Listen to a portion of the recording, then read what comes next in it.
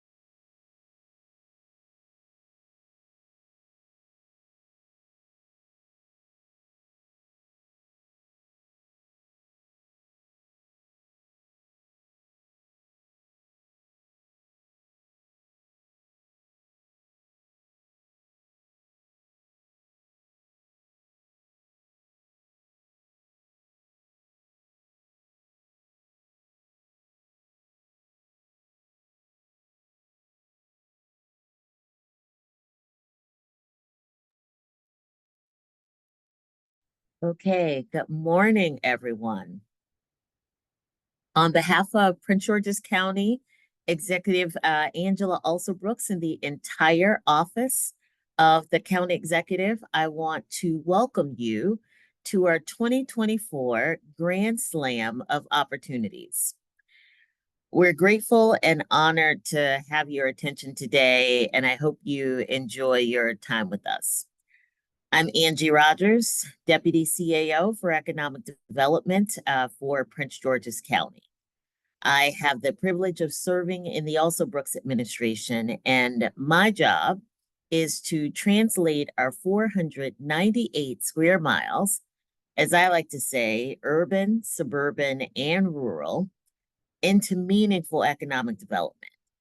And that includes roughly 30 major transit nodes and other growth centers. As in the past, as a companion to today's event, we prepared a document that outlines all of the available opportunities, as well as provides contact and general information for all of the agencies in the economic development cluster and the agencies that work with us most frequently to deliver quality economic development projects in the county. The link will be posted with the recording of this presentation, and we will continue to distribute it broadly in the weeks and months to come. We anticipate that all of the opportunities announced today will have solicitations released in the next 2 quarters if they're not already available, and you can continue to watch the economic development space of the county website to access those solicitations as they are released. Agencies will also announce solicitations through their own listservs, websites, and social media platforms. We also encourage you to reach out to our agency partners directly regarding opportunities of interest. The points of contact for each opportunity will be in that companion document. One housekeeping item of note today's session is recorded, and we will share this recording on our website as well as broadly to our networks, and we encourage you to do the same. Today, you will hear about our funding and legislative accomplishments at the state level. Next, we will highlight our economic development objectives. Then our agencies will introduce you to several of our next disposition and joint development opportunities. And we have two exciting panel discussions for you this year. We don't come to you a lot, so as in years past, we like to use Grand Slam as an opportunity to discuss some of the policy and program issues we work on a daily basis. This year, you're going to hear from agency and industry experts about the local impact of recent housing policies adopted at the state level. And you'll hear from a dynamic panel about the county's new submarket strategy that will be rolling out over the course of the next year. Want to know how we sell Prince George's County to businesses nationally and internationally? Well, this panel is going to interest you. Our panels will run back to back this year and will be about 30 minutes each. So we hope you'll stick around for both of them. Next slide. In 2021, County Executive Elsa Brooks announced her economic development platform, where she set an economic development vision for the county to grow a diverse, dynamic, and sustainable ecosystem of jobs, housing, and amenities that support the county's goal to be the economic engine of both the region and the state.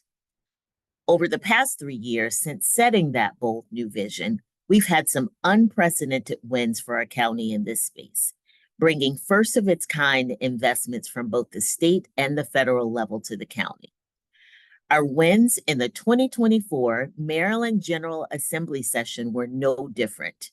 In a tight budget year where everyone was struggling to do more with less, Prince George's went to Annapolis with a little more than $200 million in requests.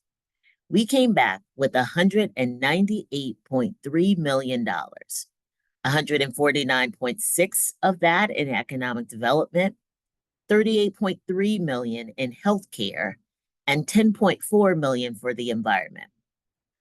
Let's take a close look specifically at what some of the economic development wins were.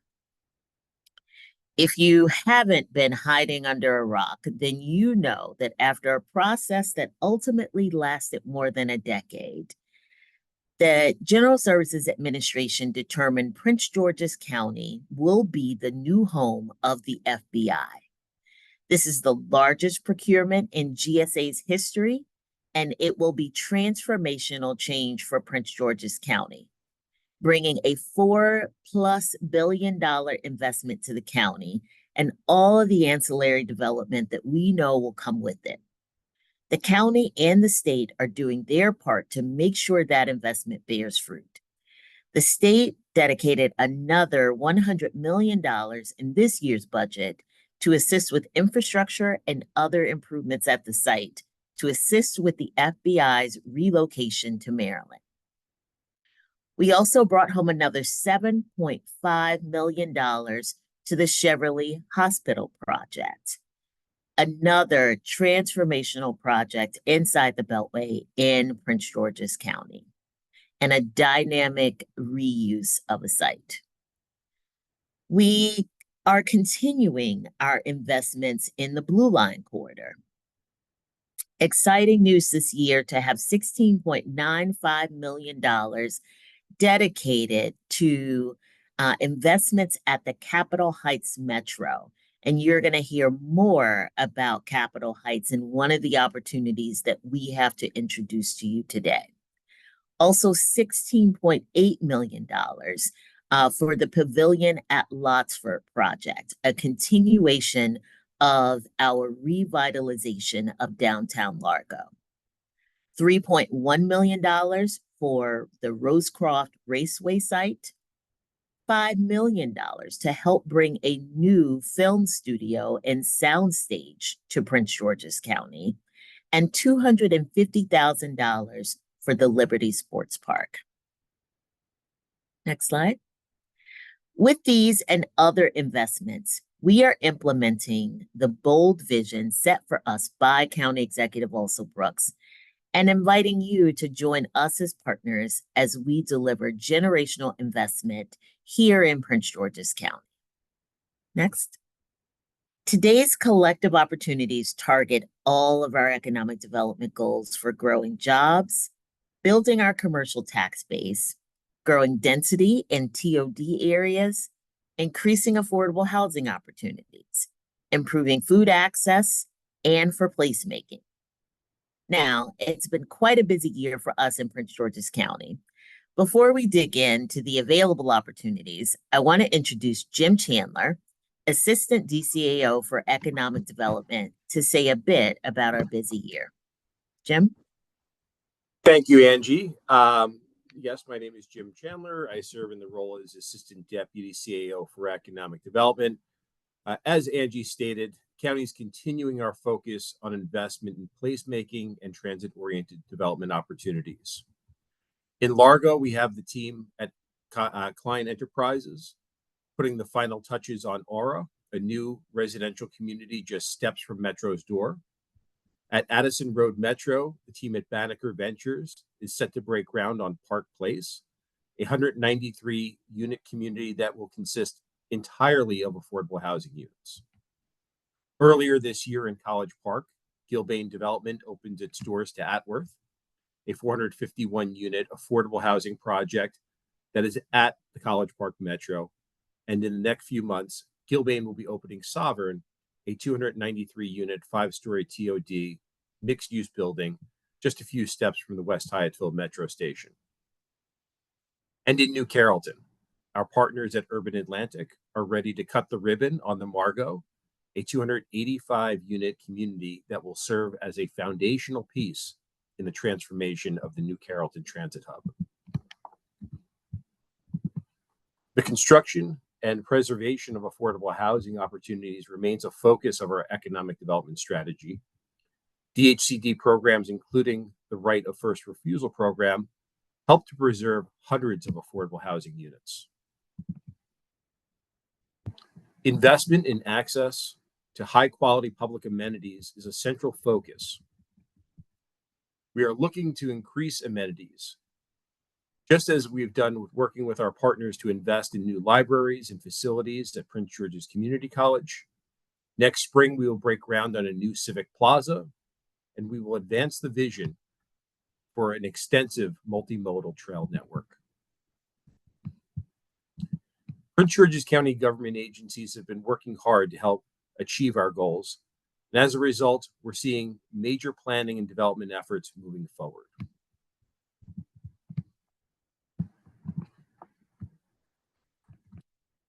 In addition to preserving 1,887 units through the right of first refusal program, DHCD has also made commitments to nearly a dozen new projects that will start construction in the next 12 months and deliver over 1,800 units. We're continuing to advance arts and culture priorities. As Angie had mentioned, the county has secured $5 million to create a film production facility right here in Prince George's County.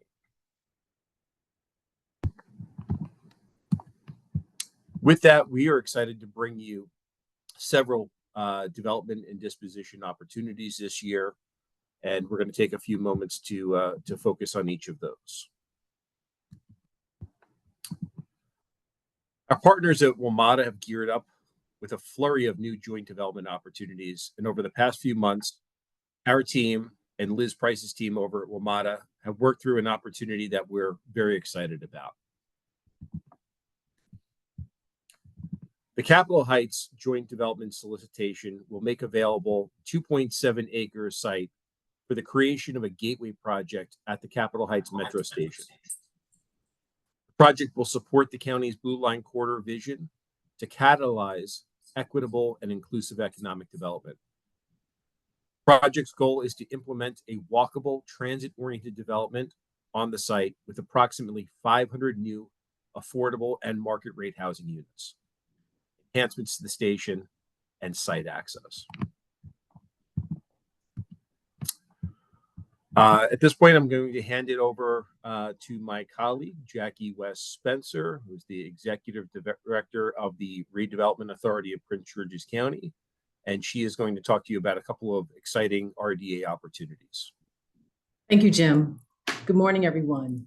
The Redevelopment Authority revitalizes and preserves communities by decreasing the number of distressed properties through real estate development in support of the county executive's priorities in community development, transit-oriented development, and affordable housing.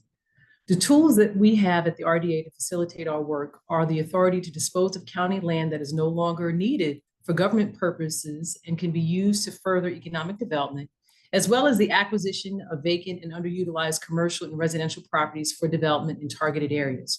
We also have the ability to work with our partners to ensure that financing is secured, that we are able to obtain all the required approvals for our development plans. And we do that by partnering with nonprofit and for-profit entities.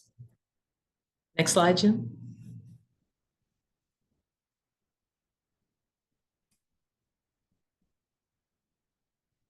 Thank you. As part of the Grand Slam, we're excited to announce that the RDA will solicit proposals for a fee developer to lead the efforts to deliver a vibrant and highly functioning hotel and parking facility to redefine the landscape and serve as the gateway to the 33-acre development at the town square at Suitland Federal Center. The project is situated on 3 acres located on the northeast corner of Suitland and Silver Hill Roads. The developer will be responsible for the design, construction, financing, and initial operation of the hotel and garage, as well as the lease up of 20,000 square feet of ground floor retail space. The request for proposal will be issued in the fall of 2024. Next slide. Our next solicitation is in partnership with the town of Capitol Heights. The RDA, on behalf of the town of Capitol Heights, will be issuing a request for proposals for a transformative development located at 29 Bayou Avenue, which is in walking distance of the Capitol Heights Metro Station. This is another important project along our Blue Line corridor at the beginning of all of our efforts. The solicitation will also be issued this fall. Jerry Conahia, who's the senior manager on our team, will be the point of contact for both of these solicitations. And finally, in 2023, the RDA was appointed by the County Council as the administrator of the Surplus Real Property Program. The goals of the Surplus Program are to eliminate maintenance responsibility for the county, create potential sales revenue, increase the tax base, and identify sites for strategic development opportunities within the county. The process will be facilitated in 4 phases. The first phase is identification of the properties available for surplus. The second phase will be recommendations to the County Council of the list of surplus properties. It is at this stage that the list will be made available to the public. The third stage will be the submission of the disposition plan of the properties for council approval. And then the final step in the process will begin with the strategic disposition of the properties. In this process, we will also be conducting community meetings to receive public input on the proposed list of properties prior to disposition. The process for our surplus program will begin this fall. Benjamin Hobbs, who's our senior manager, will be the point of contact for the real property program. And the RDA looks forward to working with all of you with these upcoming opportunities. Thank you very much. Thank you, Jackie.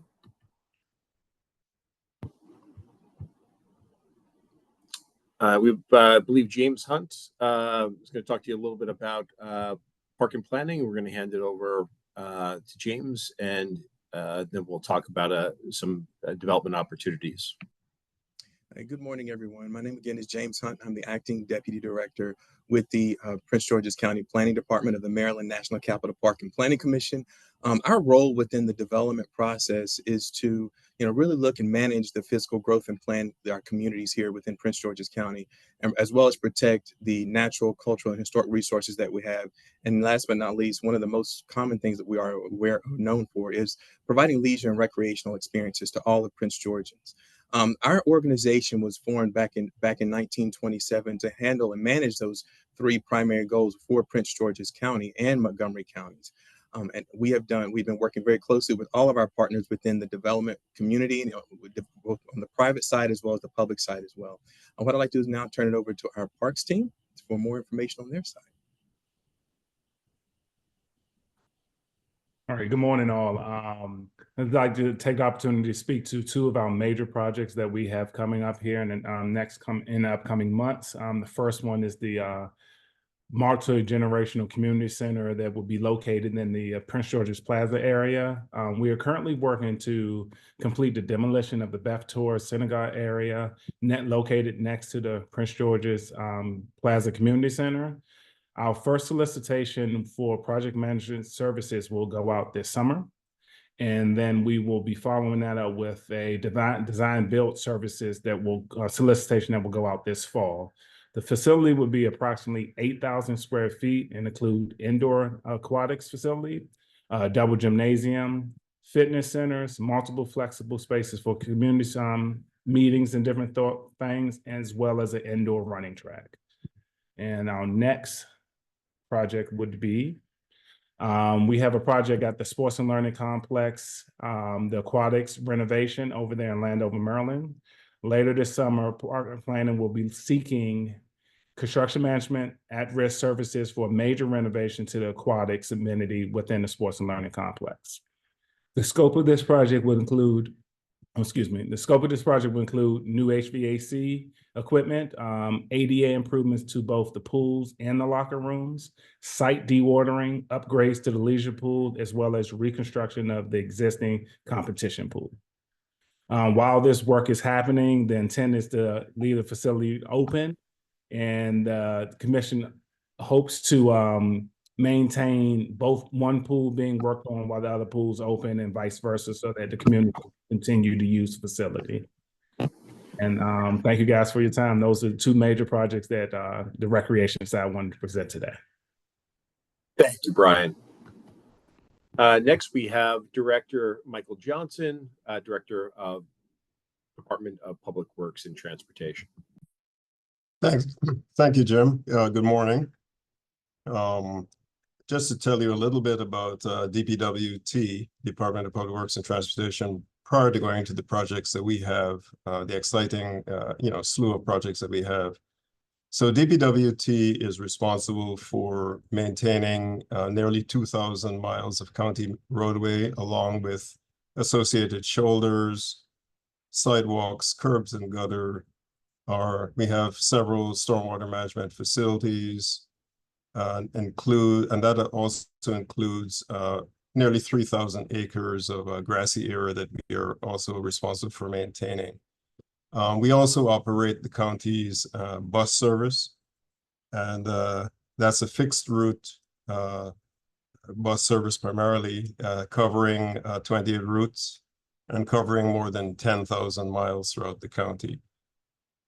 We also are responsible for prioritizing Vision Zero, the goal of sort of reducing the number of pedestrians who are hurt or killed on our roads, and providing, ensuring that our transit network is very robust and allows people and goods to move throughout the county. So next slide, please, Jim.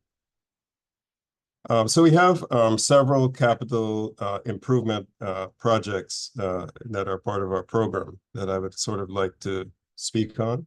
And details can be found at the link that is shown on the screen there. So the first one is Addison Road at Walker Mill Road, and that's an intersection improvement. This will be bid this fall. And the scope of this project will be reconstructing Addison Road from Walker Mill Road to MD 214. 4 travel lanes and a median will be constructed. Improvements will also include construction of crosswalks, sidewalks, and landscaping. The estimated project cost for that is $3.1 million. The next one is Brandywine Road Bridge Replacement. And this is part of the federal bridge replacement program that we have. That bridge is crossing Piscataway Creek in the Brandywine area. It's about 1,500 feet south of the intersection with Brandywine Road and Grovetown Road.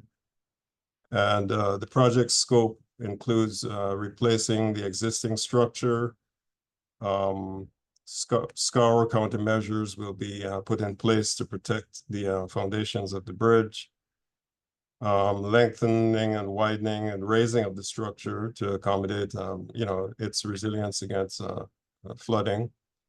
New approach roadways, and it will be a concrete structure, pre-stressed concrete structure, and posted for 22,000 pounds. No, the existing structure is posted for 22,000 pounds, so it's underloaded and it will be replaced to sort of conform with the AASHTO current requirements. The cost of that will be about $5.8 million. Another bridge, Chestnut Street Bridge over New Stop Branch.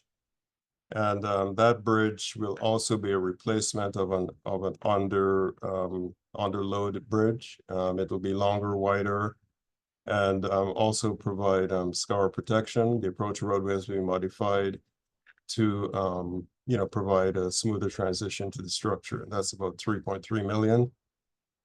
The Clinton Street Storm Drain Project. That is a drainage improvement project to improve the storm drain and flooding along Clinton Street and adjacent properties. And that's about $700,000, the engineer's estimate. Glendale Heights subdivision stormwater management project. That will improve drainage in the Glendale, along with bioswales and bioretention. And that will be about $900,000. Marlboro Pike pedestrian safety improvements. Marlboro Pike is currently one of the more dangerous roads in the county's inventories on our high entry network. And this is part of Division 0 improvements that I mentioned previously. That will have a pedestrian improvement. We'll perform a road diet to sort of reduce the number of travel lanes. We're reducing from 4 lanes to 2 lanes. We'll add bike lanes and shoulders. And this will improve the overall pedestrian, cyclist, transit, and driver safety.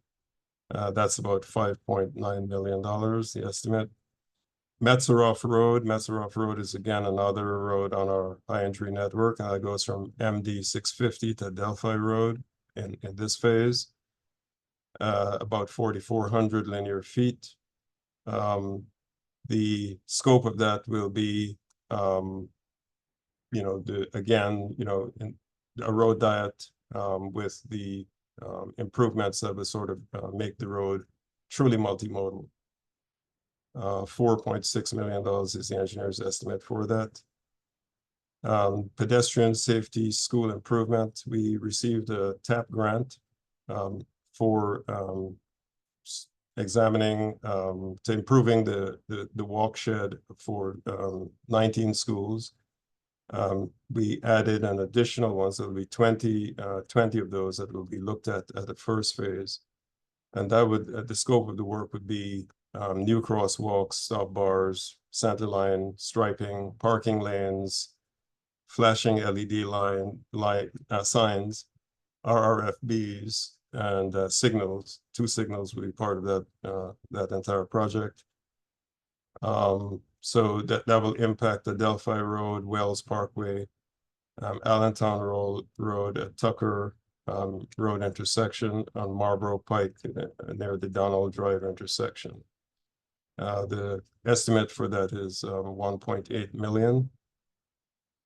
Stewart Lane pedestrian safety improvements. And that project will address a deficient roadway configuration.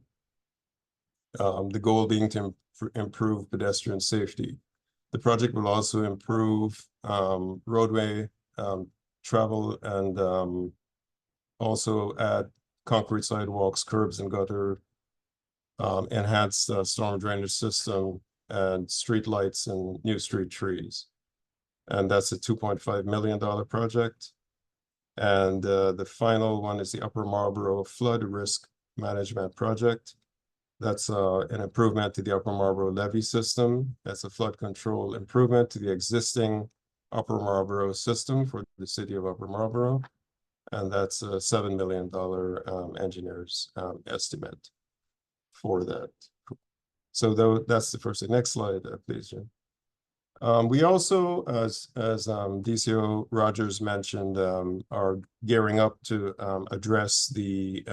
prepare for the construction of the new FBI headquarters. So we are actively seeking owner's representative and project management services to assist with the development of a structured parking facility at the Greenbelt Metro Station to support the new FBI headquarters project.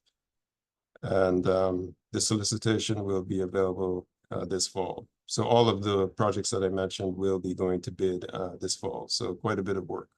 And we're excited, and we would be glad for you to sort of partner with us to move things forward.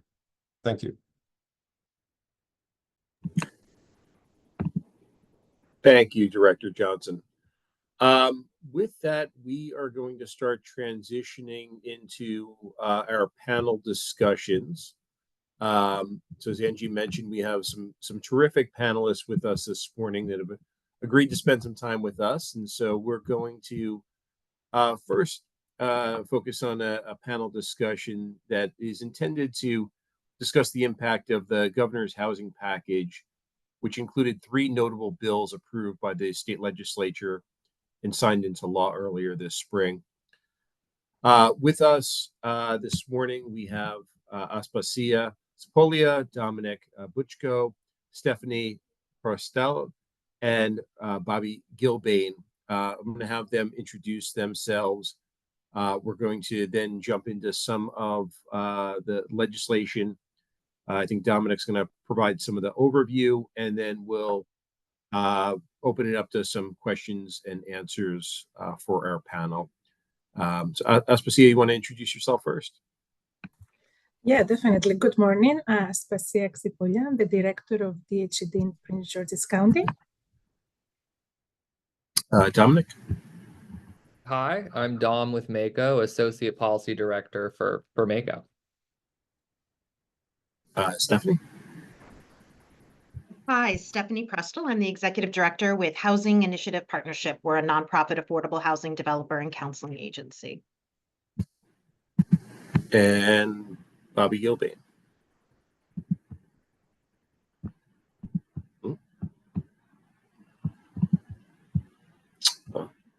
Well, maybe we haven't promoted him up yet. All right, Dominic, I'm going to hand it off first to you, just to talk a little bit about the Housing Expansion and Affordability Act. The slide you see in front of you, I'll come back to as we're discussing each of the 3 elements, just so the audience has it in front of them, so they're familiar with the specific pieces of legislation. Yeah, so the governor this year had a really big housing package. The biggest component of that was House Bill 538, the Housing Expansion and Affordability Act. And so this bill had to do with density and land use, and it was really kind of the centerpiece of the whole package. So really big bill. I'm going to cover kind of the 2 major parts of this legislation for counties. So first, for the first time, this bill creates a state density bonus for residential housing development. And so really important point is there's one bonus. There's 3 paths to one bonus, so you cannot stack them. So first path, you're either a former owned state property that has 25% affordability. And so you could also have some federal lands in there, so like former military installations. The bonus there would be that you may not exceed the highest allowable density in a local jurisdiction's residential zone. So as long as you have 25% affordability and you're on one of these campuses, if Prince George's has, X amount allowed in their residential zone, you now have that on that property. The second pathway is in rail stations. And so if you are within 3/4 of a mile to a rail station and you have at least 15% affordability, you can get a 30% state density bonus on top of whatever the local jurisdiction is offering. And then the final pathway is for nonprofit organizations. If you have at least 25% affordability, you have a 30% state density bonus on top of whatever the local jurisdiction has where that project is located. Biggest thing, counties control all of the inputs under this model. So you are getting a bonus stacked on whatever the county is authorizing. So a county can go gangbusters in certain areas, and they can try to kind of limit development if they need to in other areas. So so that's the first component. Next slide, please. And then the other component that's really important is the establishment of an unreasonable standard. And so it talks about qualified projects. Qualified projects are the 3 scenarios we just discussed. For those qualified projects, a local jurisdiction, so a county or municipality, may not impose, a requirement that may be deemed quote unquote unreasonable. The legislation intentionally left the definition of unreasonable very vague, and you can see on this slide, I pulled the language directly from the bill. This is really going to it's going to be dissolved in the courts. And so initially during the rollout, we can see some projects going smoothly, but if there is ever a disagreement between a developer and a local jurisdiction, we could see some litigation, and it could kind of gum up the works when we're trying to really focus on housing development. And then you can go to the final slide. So we do have a more in-depth analysis of the entire bill on our website. So you can either go to the Conduit Street blog, or there's a short link, and you can feel free to reach out if you have any more in-depth questions.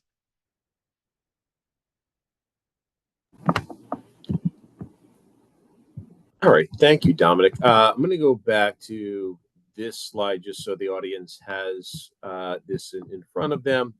I'm gonna start with a sort of big question for the group, and then we'll dig in a little bit about each of these three various bills. But I guess first question is, how do you see these three laws affecting housing opportunities in Maryland over the next 15 or 20-year period?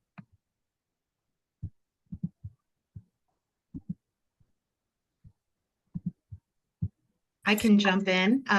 This is, again, Stephanie Prestel with Housing Initiative Partnership. I think what is so important about these bills is that it's a building block for making housing a priority across the state. We know we have a substantial shortage of housing, and there are multiple tools that we need to address the shortage. That's going to be production, that's going to be funding, that's going to be reliability in what the regulations are around housing development. So I think these are really important tools to help establish a precedent and a priority around housing. And I want to build on what Stephanie just said. The interesting thing about that was it's not just housing production. It's also a bill that talks about investment in underserved communities around commercial space, around job creation, because the second bill, it is about doing these investments in places where have experienced this investment that is not going to necessarily bring tons of housing, but it will bring all these other things that go along in making healthy communities. So I think that is very important to acknowledge. And also the last thing, the Renters' Right and Stabilization Act, that again doesn't have to do with housing production per se, but it has to do with housing stability. And creating at that level of government, that acknowledgement and that new office, it just puts another piece of the puzzle together. And what also happened, which was great to have now that infrastructure at the state level, was that this year we also saw a new floor for funding from Maryland in terms of their subordinate debt to help projects move forward. So I think it is very promising to have that level of commitment and that level of poise, both at the legislative level and also at the funding level. And so it is very hopeful. I think what will actually happen has to do with also what localities are going to push, how well they're going to cater towards these new tools, how well they're going to partner with the state in advancing their housing goals. So I think it is great the state put forward that infrastructure. And I think the local governments and constituents will also have to gravitate towards that progress. Jim, if I can jump in too. So I think when you look at housing, I mean, one of the things that kind of blows my mind is how many things overlap with it. It's not like the environmental policy area, like that's very narrow. Housing touches on absolutely everything. And so, in the governor's package, you have an element that tries to deal with financing. You have an element that tries to deal with kind of production and density. You have an element that tries to deal with renters' rights. But there's a lot of stuff in this that is not controlled in Annapolis. That's either controlled in DC or bigger macro factors. And so statewide, like infrastructure concerns, and when, our wastewater treatment facilities and our schools, and where's the investment for that coming in?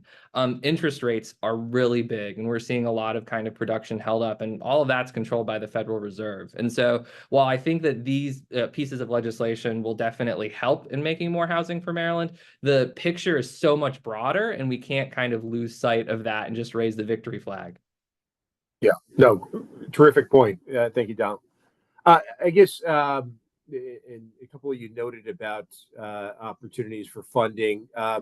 Housing and Community Development Finance Act.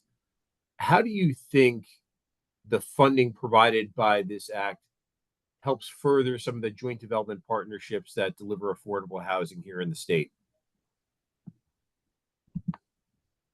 I can start that, and I will repeat what DCA Rogers always tells us, that when we do concentrated efforts around housing production and community development, we need to look at housing, infrastructure, and economic development all as one and intersect them. So in places where housing agencies work, Department of Commerce should also work, and the transportation agencies should also work, because it is that concentration of both investment and the intentionality around community development that moves the needle. So that part of the law is exciting, because it will address, again, this investment in parts of not just the county of Maryland, where they need more jobs, they need healthcare systems, they need better childcare systems. So it's not just housing, it is really comprehensively looking at investments that need to happen at community. So it's exciting to see the intentionality again of the state to attract those resources, to look at the community development comprehensively and not isolate and make things work in silos, like housing in a silo or transportation in a silo. I love that answer, Aspasia. And to double down on that, the problems that we face were not created overnight. They were created over decades. The solutions that are required will be laid out over decades. And so you need to be super intentional about how you are attacking this, and you need to be cohesive, because housing doesn't exist without transportation, without education, without workforce development. And so bringing these things together and having cohesive policies, cohesive legislation, and also not being like so heavy-handed with how you're steering this, because the market needs to be able to figure itself out throughout this process, and it needs to be clear, right? Like, you got to give some flexibility to creativity to solve the problems of tomorrow, because too often we try to be super programmatic, and that just has proven to fail, right? So when we work together, and I can proudly say, I've worked directly with Aspasia, Jim, I've worked directly with you on solving some like long-term problems, right? That I believe have had great outcomes. And so if we can double down on that type of cohesion, collaboration, and being willing to say, like, this didn't work, we got to try something else, is super important. For the finance side, I think the biggest question is, what are the state finances going to look like in the next few years, and how will that impact this? So the state has made Blueprint a priority, but we know kind of housing is very much interchanged in that. The state was put on credit watch by one of the rating agencies. We still have a AAA bond rating, but how will that be impacted? So a lot of the financial dynamics in Annapolis, I'm curious to see how that plays out in the future, especially with these new tools. And with anything affordable housing and community development, there's not one resource that's going to solve the problem. And so anytime we have more resources to work with and to layer to try to bring these comprehensive projects to fruition is critical. So this is an important tool for the state to have to help us with comprehensive community and economic development. Stephanie, that was a great point. Thank you. On the Housing Expansion Affordability Act, how, I guess, and I'll kind of throw it out and see who's best to answer this. How do we see this incentivizing housing products that address some of the missing middle housing opportunities, particularly here in Prince George's County? I'm willing to, happy to jump in on the front end here, and I'll target the TOD aspect as we're heavily involved in working in joint developments with WMATA TOD, which is a differentiated product than joint development. But where I see, I like the intent, right? We should always try to take kind of the handcuffs off, like development where development should occur. We know where density wants to be, but where these metros are requires a huge level of coordination just because the environmental impacts. Like we made a lot of mistakes where we laid out these metros years ago, right? Like we went through a lot of neighborhoods, kind of blew up these neighborhoods, right? There's some long-term impacts there. There's environmentally sensitive areas, whether it's floodplain or otherwise. So the requirement to dovetail with all these other aspects is super important. And how you activate these sites just to get to the starting line, it takes a long time. Whether it takes approvals from WMATA, whether, floodplain, so that's local, state, and federal components, right? And so if it takes 4 years to get to the starting line, sometimes you miss really important opportunities, and say that the financial markets may be completely out of whack, which is what we're dealing with right now. So right now, it's giving us density that we can't even, we're not able to afford to digest. So again, we shouldn't stop ourselves from creating great policy to be ready for the opportunity. But what I'm trying to highlight here is get to the starting line so that when policy catches up where, financial markets are, then you're able to get moving forward, right? So you're not just like, hey, now we need to get the right policy in check. So today I'm not necessarily seeing a huge impact, right? We can't afford to build a high-rise product at West Hyattsville. The market's just not there. It would impose a level of income that just doesn't exist for the folks that we're trying to lease these buildings up to, right? So at the end of the day, I have to know who my market is. I have to know who my client is, and they have to see the value benefit for living at my building, right? And that usually means it needs to be affordable for them. And so I like the intent. I'm just not necessarily seeing the direct impact today. That doesn't mean that won't happen tomorrow, but today it's a tough road to hoe. So I think Bobby highlighted a really interesting challenge that, from, being in Annapolis, representing all 24 counties, that we see constantly. We're a small state with really big goals, and a lot of times those goals are overlapping and competing. And so I think there needs to be more holistic conversations, both in Annapolis, but also at the local level, of what are we going to prioritize now? What's the biggest issue now? Because we do need housing, we do have environmental concerns, we do have transit concerns. How can we best develop programs and policies so that we kind of make everything move forward instead of having things bump up against each other?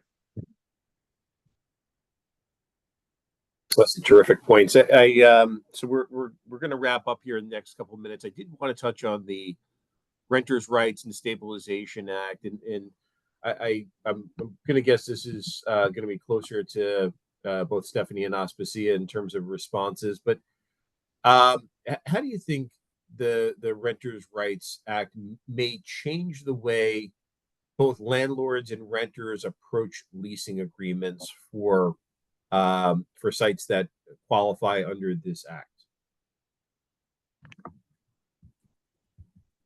Stephanie, go ahead. You're at the front lines of that. Okay. So there are some changes in terms of how much you can ask for 1 month's security deposit. And so in many ways, that's a good thing for a renter, so that they don't have to have multiple months of security deposit for entering into a lease. I will say the flip side is we work with folks that have had trouble with rental, and they may have a difficult history with being able to pay their rent. And so we work with landlords that will take the risk and take on a new client with 2 months worth of security deposit to help make up for the risk that they're taking. So it cuts both ways. What we're most excited about, honestly, is the education piece that is going to be coming from this central office. So with having that, there's going to be better communication, better information on renters' rights, on landlords' rights, and we will, as nonprofits, be able to better partner and get the information out. We just did a permanent rent stabilization bill here in Prince George's County that just passed. So there continues to be education required with that. And nonprofits like HIP, who are HUD certified counseling agencies, are in a position to really help get the word out and make sure that there's good education.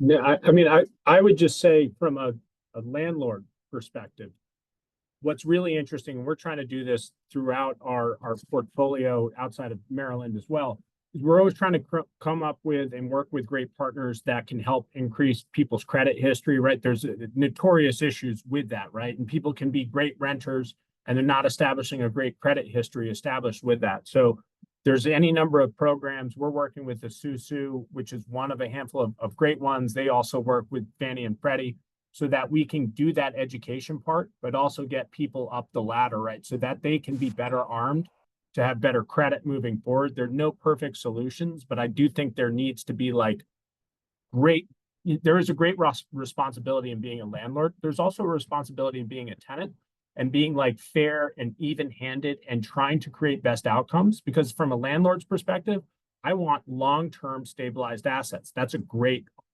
business model, right? I want great tenants and I want to support them even if times are tough, right? Because if times are tough for them, that means times are tough for me. Like, people are unique, problems are not unique. Trying to see each other for who we are instead of just like dollars and cents is hugely important. And so I think this is hopefully a step in the right direction. Yeah, and I'm just going to add that I think information is power and representation is power when you you're looking for your own benefits and your own rights. So I do believe when we concluded the housing opportunities for all in Prince George's County a couple of years ago, and Stephanie, you will know that because you were part of the work group, having an office to deal with landlord tenants matters was one of the recommendations because there is a gap in understanding and in information dissemination. So for that component, I think it is very important that government acknowledges the importance of being able to give people correct information and represent them correctly. And I do believe that there is always a win-win at the end, and there is not a win-lose. I do believe it is for the best interest both of tenants and landlords to have sustainable long-term leases. One thing I just want to give a plug, Jim, to Aspasia and her team, and encourage folks, developers, if you're listening, like if you're contemplating affordable housing, like voluntary affordable housing, figuring out ways to make projects pencil and also have like a great impact.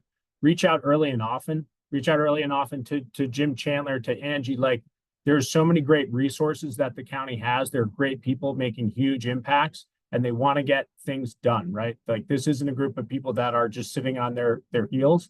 And so I've had tremendous experiences. They're real thought leadership going on here. And so I'd be remiss if I didn't say that. Well, thank you, Bobby. And certainly thank you to the panelists this morning for our first panel. This was a terrific discussion. I think we could probably go on another 30, 40 minutes, but we do have a second panel. So thank you very much. I'll cue this up for my colleague, Chris On. He and his colleagues are going to talk to you about the Prince George's County submarket strategy. And again, thank you for being with us this morning. All right. Thank you, Jim. Hopefully everybody is still with us. Take a big stretch while we head into this next panel. I, in my beginning remarks, talked about Prince George's County as 498 square miles of urban, suburban, and rural, and that our constant challenge is how do we turn that into meaningful economic development? Well, if you take a minute to think about, how do we kind of sell all of those different areas, all of those different markets. I say all the time, National Harbor isn't the same as College Park. And so as we're going out both nationally and internationally to sell the county to businesses that we want to locate here in the county, we face the constant question of how do we characterize everything that's here? It's not a monolith. And one of the challenges that we constantly experience is, if a broker or a developer or a restaurant or retailer is looking for something specific, they're looking for what their area of the county would be for expansion here, then how do we show them what Prince George's County is? We are over the next year going to be launching a new submarket strategy for the county to begin to try and define for both ourselves and others everything that's here. If you're looking for a particular market for your business, how do you know what characterizes that market today and what the opportunity is for the future? We're hoping that our new submarket strategy is going to do just that. Over the next year, there will be more opportunities to get to know this new submarket strategy. Today is just the beginning teaser. We're going to have a presentation from Chris On, another Assistant Deputy CAO for Economic Development for Prince George's County, to walk through for you what the new submarket strategy is. And then we're going to have some response from agency and industry experts who have been on the front lines of trying to do just what I described, trying to sell the county for business development, both nationally and internationally. So I'm going to give Chris a chance to pull up a short present and walk through a short presentation for you. And then I'll invite our panelists in for comment. So Chris, you want to pull up that presentation? Sure. All right, thank you. Right. Thank you, Angie. Good morning, everyone. Again, I'm Chris On, Assistant DCO for Economic Development. Angie gave a great introduction to what this is, so I don't need to repeat much of that. But the main thing to keep in mind is we are not necessarily trying to reinvent the wheel here. We understand, various brokerage firms, various types of users, whether retail or industrial, likely already have their own definitions of what these submarkets are and the boundaries. What we are trying to do as the government entity, though, is bring some type of consensus to the market here. Because what we have really learned is as we do any type of tailored attraction or engagement with prospects or even existing stakeholders, we're at a significant disadvantage by having a lack of consensus on exactly what these markets and submarkets are. So just using the example of our neighbor right next door, DC, their submarkets are very well defined because obviously it's a much smaller area, heavily dense, and it's more close to a bid rather than a submarket.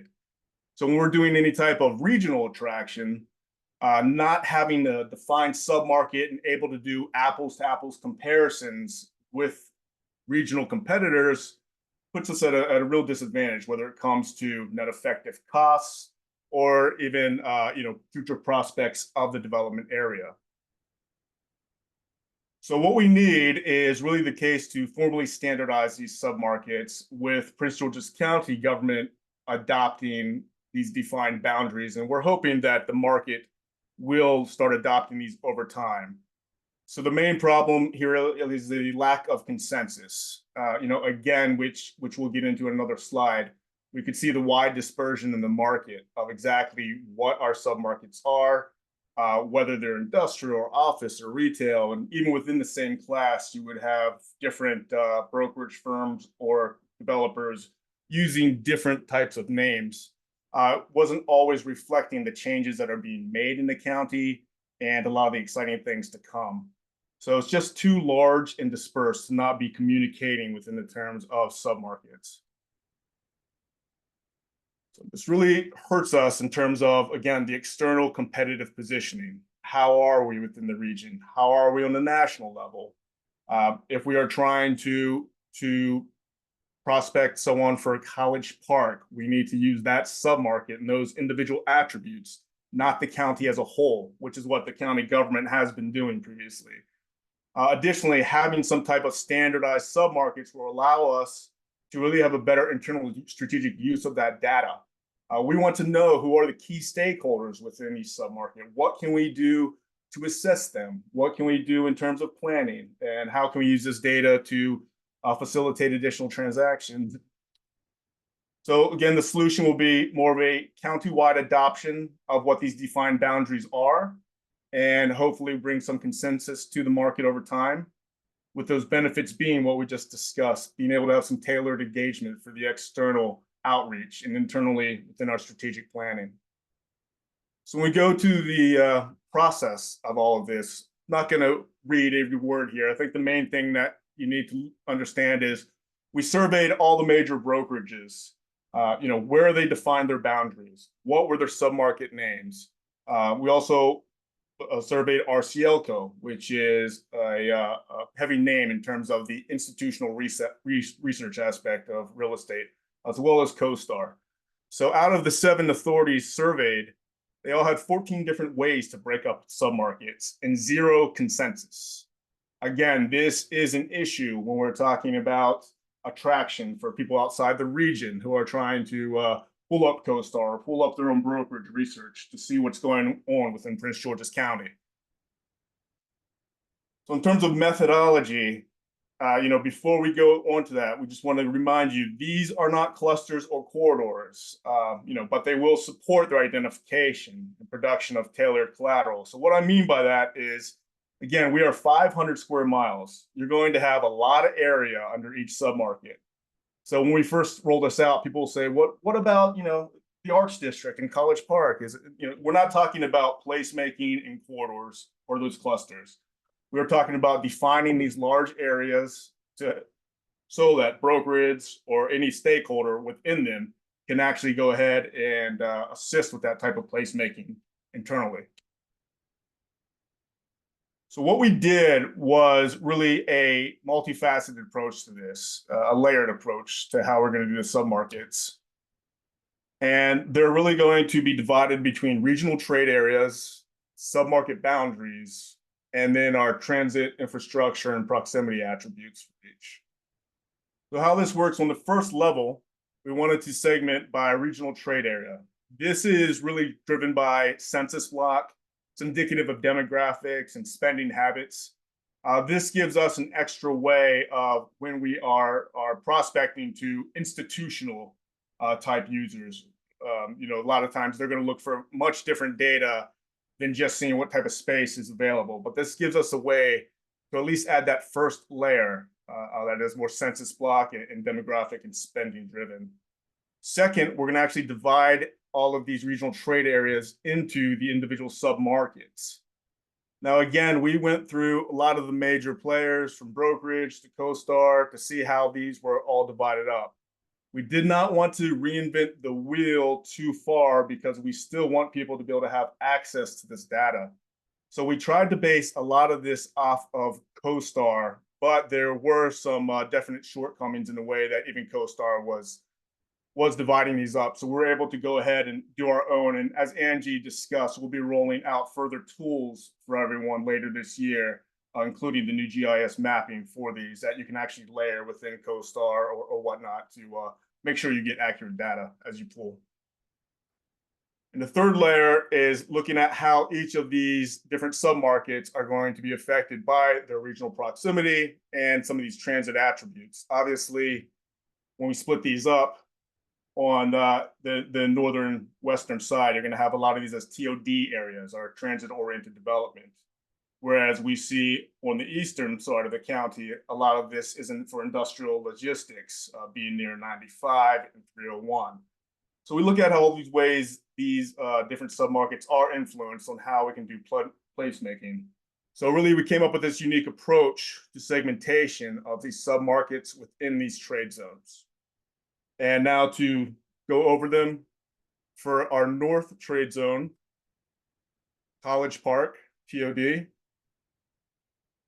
Beltsville, Calverton, Laurel, Greenbelt, and New Carrollton, Lanham. We really want to highlight New Carrollton with a lot of activity that's going on there. It's one thing that has definitely been lost in the shuffle between a lot of the institutional sources right now for real estate information on the county. Our central inside trade zone, downtown Largo. This is very important. We have our key blue line corridor strategy going through here. This does definitely encompass parts of Landover, but with everything coming to downtown Largo and all of the focus we have on it, we feel this is definitely an emerging submarket that needs to get attention. And we're hoping to be able to change the focus, from what it is now to really get that name out there of downtown Largo. Pennsylvania Avenue corridor. For our central outside, of Bowie, Upper Marlboro, and for our southwest, Branch Avenue corridor and National Harbor, Axon Hill, and lastly, our southeast, Brandywine, South County.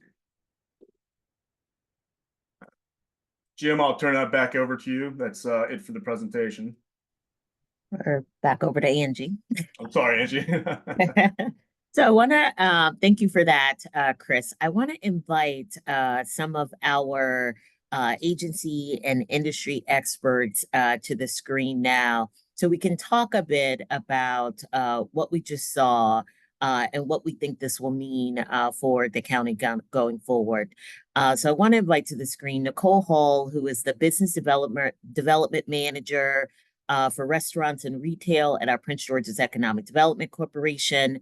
Leslie Graves, who's president and CEO of Experience Prince George's, which is the county's destination marketing organization, and Brian Mitchell, who is vice president of HR Retail. And I want to start with just a question that I'll punt to each of you to tell us about the entity you represent, who you're regularly selling Prince George's County to, and the importance of defining and branding a place and its opportunities for your stakeholders. And I want to punt to Nicole from EDC first.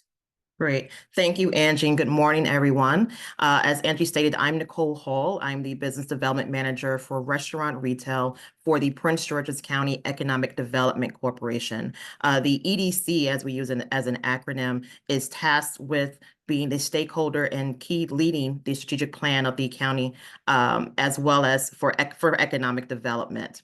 One of the key things that we do at the EDC is ultimately try to increase the commercial tax base for the county, as well as to create jobs for our county residents by implementing that strategic plan for economic development. Some of the key focus points that we speak to as a business development community is really focusing on our broker community, our developer community, as well as international and domestic headquarters. So as we go out and market the county, we're marketing at different trade shows. So for example, we led the delegation to the most recent ICSC, looking at retailers, restaurateurs, investors, as well as developers and shopping center owners to attract the type of development that we want to see here in the community. We also are one of the key hosts of the Select USA trade show that is happening right now at the National Harbor, looking to attract international businesses that are looking to invest in America. And we really highlight all the wonderful amenities as well as the great placemaking from a geographic standpoint here in Prince George's County. So from an economic development standpoint, myself and my fellow business development managers really look at a 360-degree approach to highlighting the amenities of the county, especially around income, opportunity from a geographic standpoint, as well as our regional approach in the DMV. Let me turn to Brian next and stay on retail for a minute. Brian, tell us about the entity you represent and who you're regularly selling Prince George's County to. Right. Thank you, Angie, and Nicole, and Chris. I am Brian Mitchell with Vice President of H&R Retail. We have 21 dedicated brokers. We lease over 20 million square feet of retail throughout Maryland, Virginia, D.C. I personally represent such tenants as Verizon Wireless. Have done over 300 Verizon Wireless deals. Also, Napa Auto Parts is very active right now. In the county, I have several projects that I lease. Andrews Manor, which is in the Camp Springs area over by Joint Base Andrews. And I've leased several in my time. In the 17 years, I did the initial rollout of Brandywine Crossing in the South County. And also Glen Ridge Center, the Giant Anchored Center over in 410, 450. And currently I also lease Sunrise Shopping Center in Oxon Hill. So I've been all throughout the county, and I think it's a very good thing here that we have going on doing the submarket strategy. That way, we can pinpoint and show our clients exactly the areas to focus on and where to bring them, especially when restaurants and retailers come into the market. So, but thank you very much. Leslie, let me turn to you. You've got a little bit of a different angle than the other two, focusing on tourism and really how to bring a national and international audience to the county. What's the importance of being able to define and brand this place from your lane? Thanks, Angie, for having me. Yeah, Experience Prince George's is here to promote and market the county for tourism. The idea of bringing meetings, conventions, group travel, leisure travel is our mission and focus. And so, although retail and the work that was just discussed sounds a little bit different than what we do, they really are tied. Nicole and I talk all the time. As Nicole is talking to restaurants and her counterparts are talking to hotels, the idea for me is I need to know what's coming and where it's going so that my team can go promote it. So to answer your question, my audience and what we're selling is the experience of Prince George's. So these submarkets are critically important. So as I think about our world, we are going to focus on those areas that are prepared to receive both our regional visitors, could be day trips. We're just trying to get folks in the region to come over to Prince George's County. We all live in this area. It's a very noisy space in the DMV. There is a ton of options to eat, to play, to live, to enjoy, to have a meeting. And we want to make sure that Prince George's County is heard. So our role is to find that messaging. It is to work with EDC and all of the partners so that we are clear on what's available. And then we go out and talk about it. I could talk a little bit later as we go through about how we go about doing that. Sure. Let me say, I have said this today. I say it all the time. Prince George's County being so large, having such a diverse landscape, urban, suburban, and rural. I'd love for you all to talk about what some of the challenges have been in the past to promote opportunities in a place that's this big and this varied in landscape, and maybe specifically focus on some of the places in the county that are less well known and don't have an identifiable brand already. So they're not National Harbor, which everybody knows. They're not College Park, which everybody knows because of the University of Maryland. Let me maybe punt this question to Brian first, because Brian, I know you've done a lot of promotion of places like Brandywine Crossing that are not places that immediately come to mind. What have been some of the challenges with promoting those spots in the county in the past? Well, some of the challenges have been, when Brandywine Crossing was first developed, you had 301 and Route 5 merging, you had 90,000 vehicles there. That's why Target and Costco came into the market. And then it's how do you lease around them? First you have those guys come in and how to lease around those guys, and having a strategy to bring in the national retailers and try to focus and tell them about this project is the challenge. And, instead of somebody just saying, hey, come to Prince George's County, we want to focus on, hey, come to Brandywine, come to the South County. There's a lot going on here and explain that. And I think having this roll out of the submarket will really help in doing that and having one voice. That way there's not a split in the brokerage community as to what the different brokerage houses will be promoting. For instance, in Glenridge Center and the Giant Center, we market it as, is it Lanham? Is it Hyattsville? It could be any of a certain number of things. So having that strategy with the submarket, I think, will be very helpful. Nicole, let me turn to you because you have particularly worked over the years to, promote those areas of the county that are lesser known to grocers, to food deserts, and that sort of thing. Talk about the challenge of that. Sure. One of the biggest challenges, and I think this submarket strategy will help, is to create specialized and customized strategic plans to help to target the types of development we want to see in each of these submarkets. As you mentioned, Angie, we have rural, we have suburban, we have urban, and each one of those have different challenges and issues that take a strategic approach, a specific approach to placemaking. For example, like the Central Avenue corridor. That is one of our largest food deserts in the county. One of the challenges to really attracting quality grocers as well as full service restaurants, sit down restaurants that our residents want to see.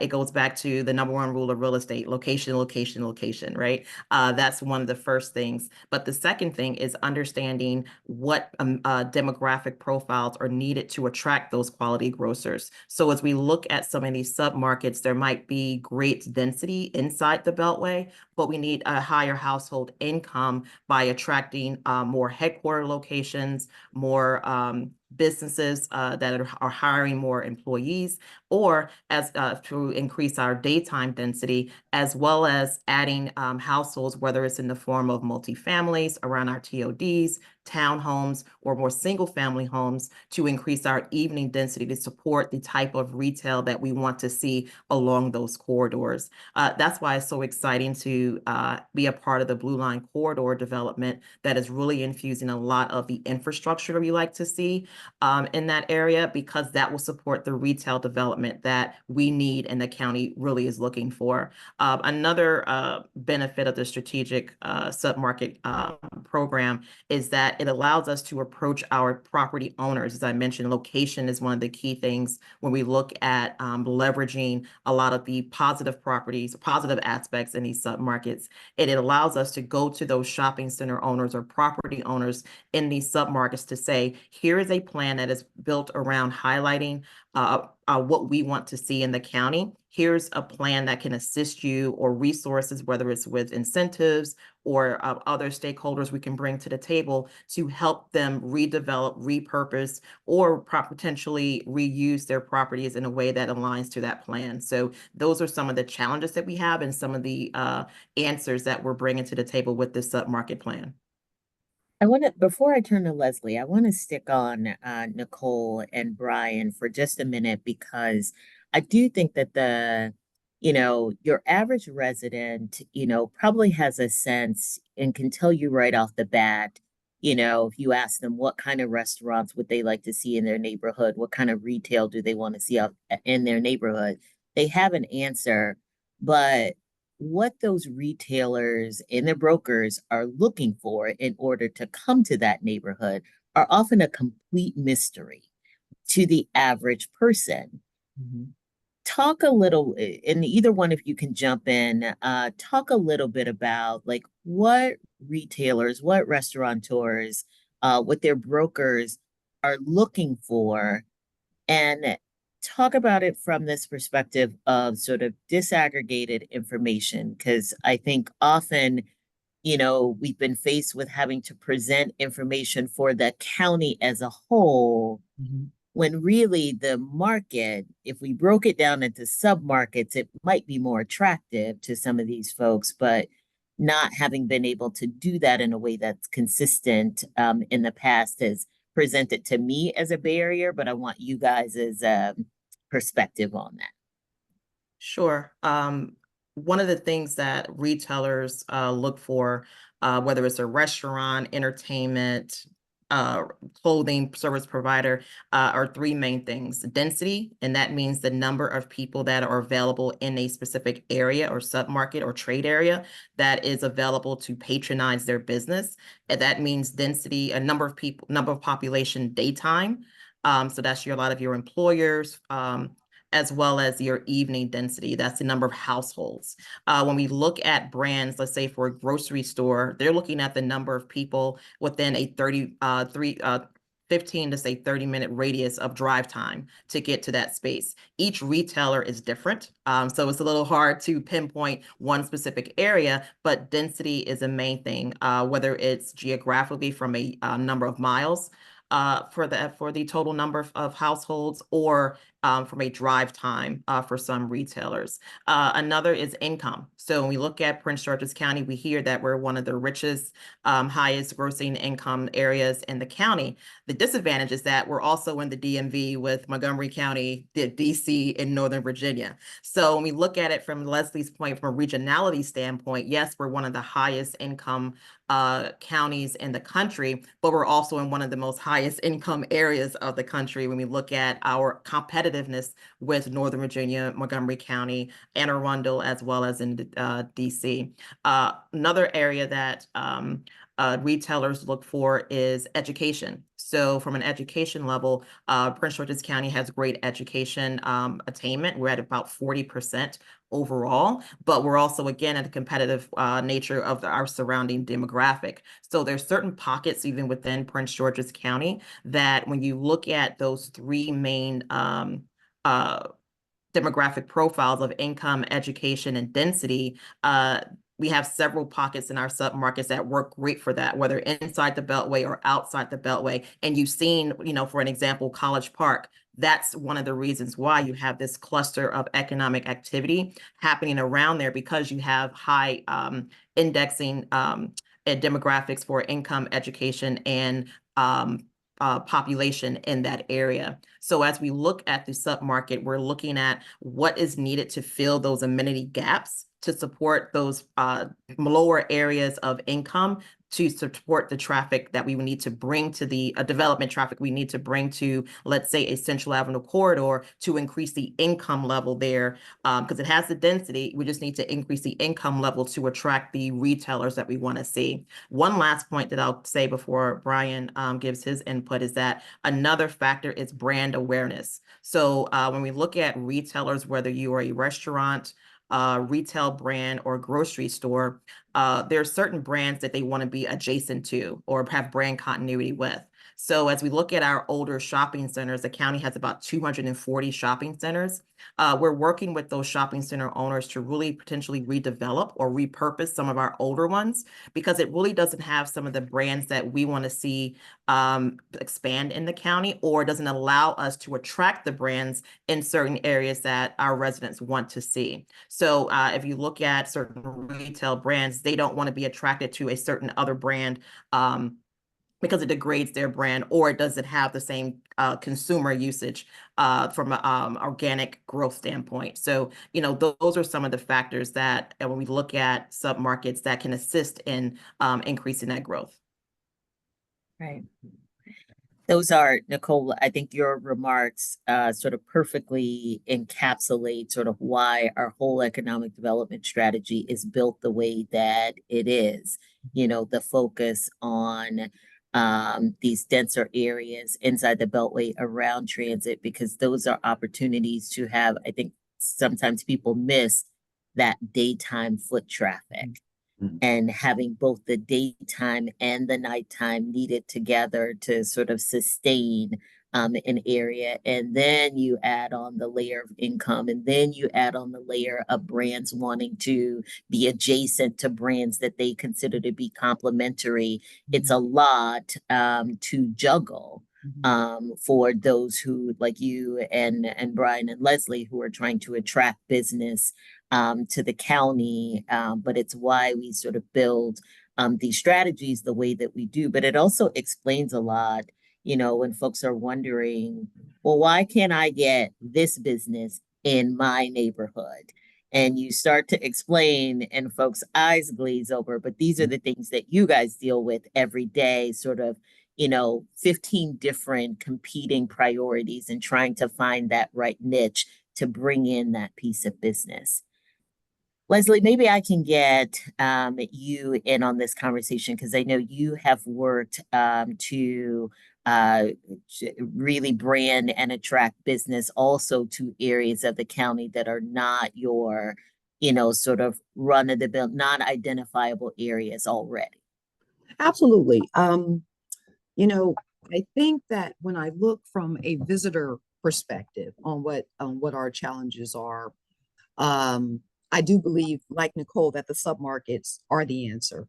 The opportunity to brand will be most important. And when I say brand, I'm speaking at a little bit different space than Nicole just spoke from. The brand for me is the identity of the community, not the brand of the corporations inside of it, right?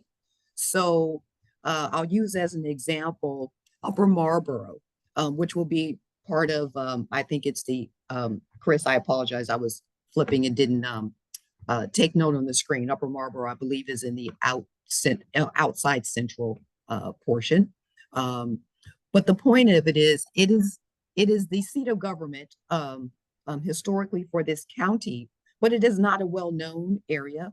To Angie's point, it is one of our areas that in and of itself is rural and suburban. And we have a wonderful location for tourists there called Showplace Arena. Most of you are familiar with it. It sits on Pennsylvania Avenue. It is a tremendous facility. The county has infused quite a bit of money along with park and planning to ensure our ability to attract as many sports and entertainment events there as possible. The challenge that we see with a space like that we have branded as horse country, and the reason for that, and I won't go into all of it, is there is a tremendous amount of horse programming, for lack of a better way to say it, whether it's therapy, whether it's training, whether it's stable, or just shows. So by an example, Angie, to your question of the challenge, we have worked really hard in this county to secure the Washington International Horse Show. And that is no small feat. And it's important because we sit next to Washington, D.C., which allows the word international in this to really take hold. There are 46 countries represented in this show. It comes here annually. It generates $10 million in a 7-day window. So it's a good piece of business for us. And as much as I want to go next door and beat on every embassy's door that has a horse that's getting on a boat that's coming over here to show itself in October, with Olympic riders, might I add. This is not a low-level show.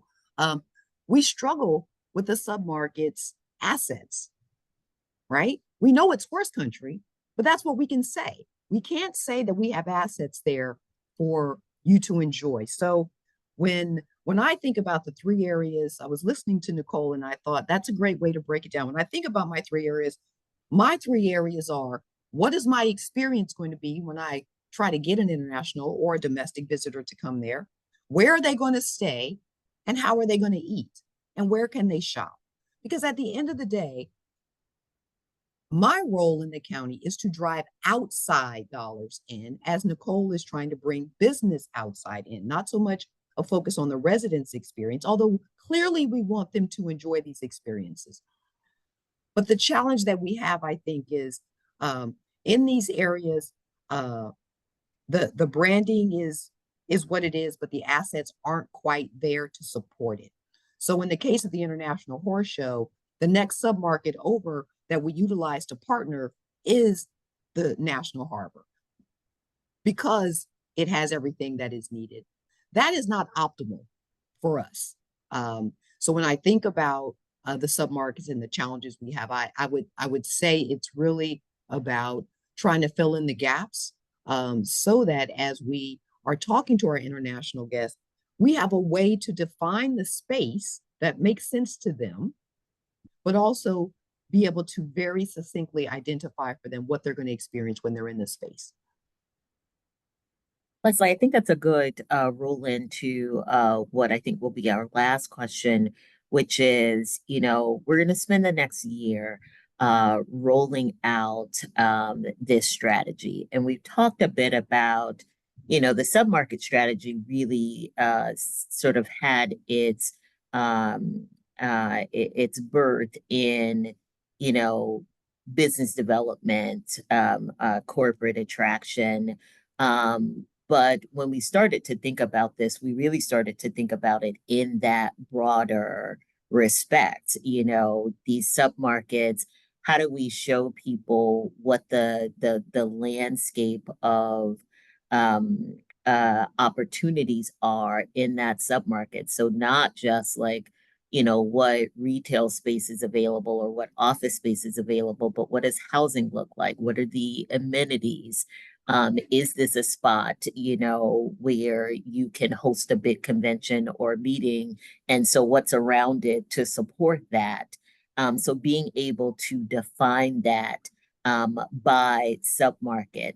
So what do you think is most important for the county to consider in rolling out this strategy over the next year? And what's going to be important to get your stakeholders to look at the county through this lens? You know, I would say in a nutshell that it's really important that the county look outward as much as it looks inward. We have a tendency. We have a tendency here. And clearly we value residents and we value the opinion of residents. But the point you made earlier, Angie, about eyes glazing over, because it's not something you spend every day in, is something that we also should stand firm on, that you know, we are working really hard to bring the right pieces. So I would say it's really about trying to look outward as much as we're looking inward, because I just think that's a piece that we've missed over time. Brian, I want to invite you back in and see if you have any advice for us as we consider rolling out this strategy. Sure. No, I think it's great with what you're doing. Having this, you know, as far as a broker perspective, you know, when we bring in clients, you know, they all, you know, want to see, you know, they want to see 1, 3, 5 mile demographic profiles. I think this will give us a kind of a segmentation that we could say, hey, here's the trade area of the market, sub-market that, you know, we could focus on. And then having all the stakeholders talking the same language, I think is really gonna help. And just piggyback with what Nicole said, those you know, great thing about what are retailers looking for tenants. Different tenants have different ideas of what they want. Some tenants want to be on the drive side, going to work side. Others want to be, you know, in with a grocery store. Other tenants, you know, when you say, hey, why can't we get this tenant here? A lot of times they don't want to be a trailblazer. They want to have complementary tenants coming and being in that. So that's why when you get your, you know, for instance, the Brandywine Crossing, the Targets and the Costco's, then you can get that next level of retailer coming in, and then it allows the other retailers, the smaller retailers, to come in, and I think that's a great market. But I think having this sub-market strategy really will help us to really pinpoint and have more tools in our chest to show tenants and clients. I think that's an important point. Lots of times residents want to know, you know, for a retail area that's up and coming, you know, they're like, well, why is it that retailer that's in first? I really want this. And it's important, I think, for folks to understand that there's, you know, sort of a strategy that retailers are following here. And sometimes it is the, you know, sort of more established retailer, the bigger retailer that can sort of take the risk. And then you get the smaller ones or sort of more boutique retailers that will follow behind. Nicole, let me turn to you for some advice on what's most important for the county in rolling out this strategy. I think from the county, what's most important is to, I think Leslie said it earlier, is give a glimpse of how businesses, potential new residents, as well as investors can live, work, and play in the different submarkets of Prince George's County. To Brian's point, there are brands that will never be located at a TOD. They highlight, they work best based on their sales and pro formas. They work best in a suburban market. So as we look at the Bowie submarket, Upper Marlboro, Brandywine, some of these lesser known areas, there's a huge opportunity to highlight from a county perspective the opportunities that are currently there We have some amazing communities, some great shopping centers that are existing, as well as some that are coming live, like South Lake Marketplace, the Mill Branch Crossing, things like that, Westphalia over on the Pennsylvania Avenue corridor. So it's really from a county perspective, how can we put some of those lesser known submarkets on the front burner and also leverage leverage the success of our more well-known submarkets like your College Park and Oxon Hill, because outside of, to Leslie's point, outside from a county resident standpoint, many folks don't know that is Prince George's County.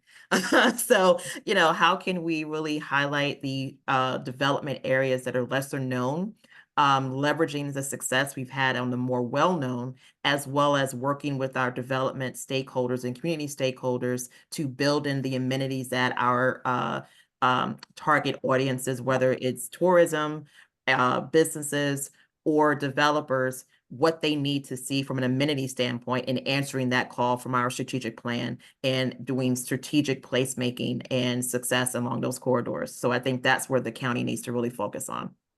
And Angie, if I might just jump in, something I wanted to say that Nicole triggered me to recall is, you know, the National Harbor is inside of Prince George's County.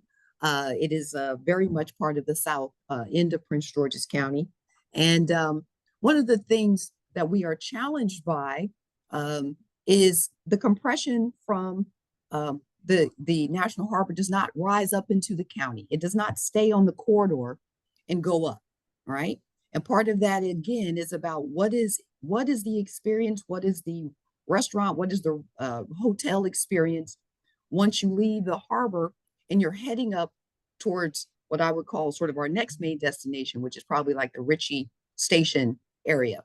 And this compression that we are not capturing is hundreds of thousands and millions of dollars over time that is literally just going right over to the next submarket it sees called Alexandria. Okay. And we need to be mindful of that, because that bridge being there is both a challenge and an opportunity for us.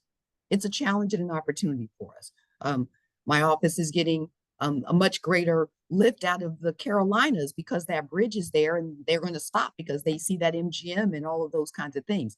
But again, I also have a lot of overflow when we fill the harbor, and there's still thousands of registrants that need to be housed for their convention that are being directed across the bridge into Virginia. That's tax dollars that we're losing. That's tax dollars that our residents aren't being able to take advantage of and see their taxes go down, right? These are opportunities that are right now sitting inside of a challenge. But I do think that the developers, I do think those that are spending their days thinking about this understand that this is there is a market. There is a market that should be considered and looked at. So I wanted to point that out, because I think sometimes we miss that piece of what's going on through all of this, that we are bleeding out. We're bleeding out in a way that is not necessary. And I do believe that these submarkets and are defining them, and inside of them building what is necessary to make it the experiences should be, will bolster the entire county. So I just thank you, Nicole, for saying what you said, because it triggered that I wanted to make sure I said that. Thanks for the opportunity to say that, Angie. Thank you. Well, thank you to Chris, Nicole, Leslie, Brian, for your insights on this topic. As I said, we are going to be spending, the next year rolling out this submarket strategy. And so there will be other opportunities for folks to get to know what the strategy is and engage with it as we really refined how we are selling Prince George's County. So before I close out today, I want to thank all of our panelists, thank our panelists on submarket. Also, thank you to our panelists on the affordable housing panel. And I want to thank my team in the county executive's office, Jim, Chris, Tanae, for your work pulling this together. And also thank you to all the agencies who dug in with us to bring the opportunities that we brought to you today, and also the panel information that we brought to you today.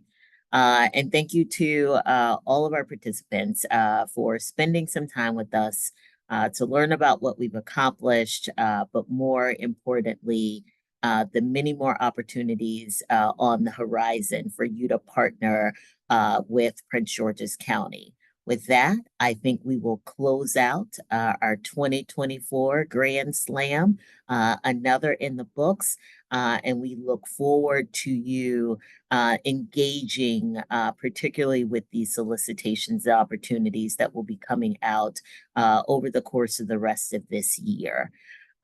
Please stay tuned to our website, our agencies' websites, our social media platforms.